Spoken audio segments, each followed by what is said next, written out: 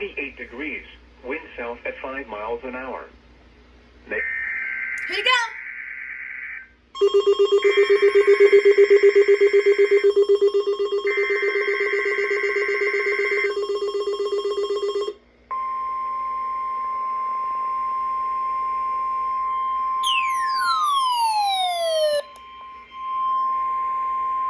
The proceeding was a test of the National Weather Service Emergency Warning System.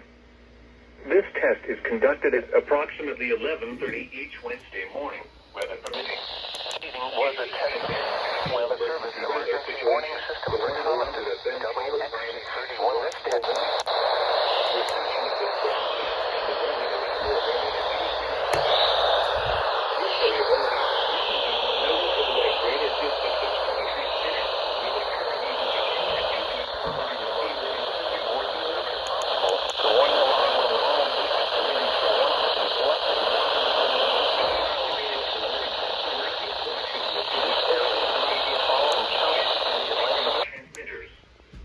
The Buchanan listening area, WWH23, includes the following Georgia and Alabama counties: Carroll, Douglas, Haralson, Paulding, Bartow, Cobb, Floyd, and Polk in Georgia and in Alabama, Cleburne.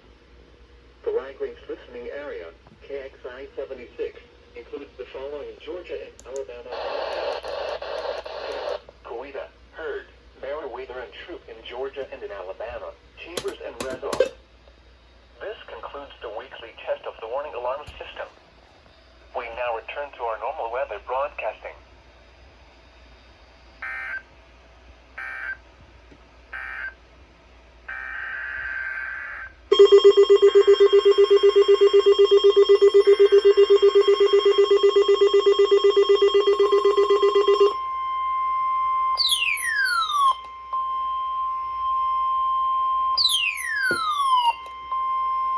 The proceeding was a test of the National Weather Service Emergency Warning System for Lagrange, KXI76.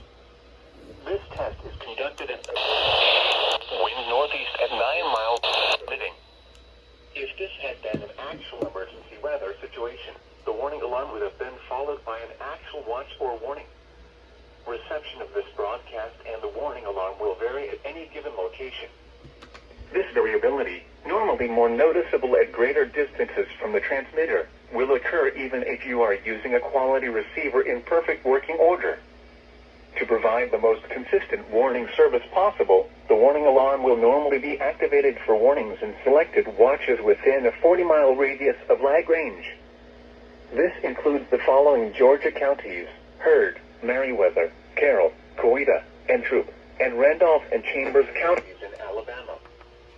This concludes the weekly test of the warning alarm system. We now return to our normal weather broadcasting.